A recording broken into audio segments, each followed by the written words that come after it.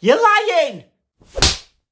Me and my new boyfriend Dean have had our first major row, and I mean, it went down. This is unusual for me because normally I'd have been having about 10 arguments and it would be over in a flash. But I've turned over a new leaf. I waited for ammunition first. So he's got this crazy ex-girlfriend that won't leave him alone. She calls, she texts. Another thing that's strange for me is that usually I'd have kicked 10 tons of shit out of her by now and told to stay away from my man.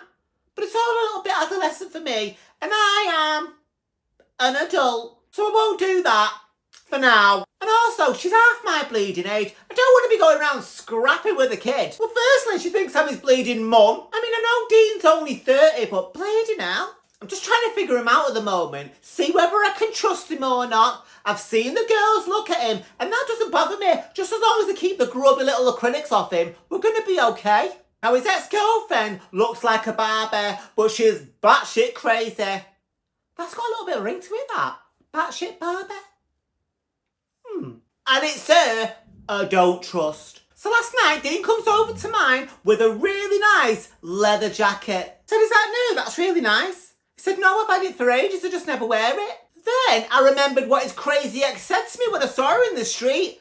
She said, tell your son, if he wants his leather jacket, he's going to have to come and get it. Too much of a coincidence for my liking. He's met up with her. Ever since I've known him, he's never worn that bleeding leather jacket. And I've got a good memory. I would have remembered. She's mentioned it, and now he's got it. Thinking it's a T-bird out of Greece. So I started with the interrogation. I said, that's a really nice jacket, that. Why don't you wear it more often, Dean? He goes, oh, I don't know. I said, a nice jacket like that shouldn't be stuck in the back of a wardrobe. Is that where it was? He hesitates. I thought, go on, lie to me. He goes, yeah, that's where it was. I said, funny that.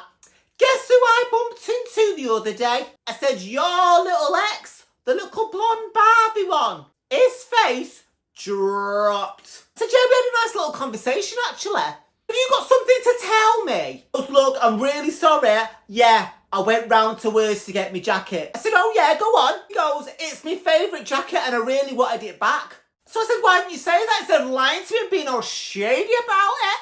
I said, are you sleeping with her? He goes, no. I said, so why are you keeping it from me then? He goes, because I didn't want to get you paranoid. I said, too late for that. I said, well, you've done it anyway by being so bleeding sneaky. So that was a fail. So all of a sudden, he's apologising, promising me that nothing's happened or is happening. I said, look, Dean, I'm too long in the tooth to be playing these stupid games. There was a few other words that began with F. I raised my voice quite a lot. Eventually, I calmed down, but now I'm triggered. I'm on high alert. I'm hyper-vigilant. Now, I know we've made up, but I can't get it out of my mind. I know for definite I do not trust her. But the question is, do I trust him?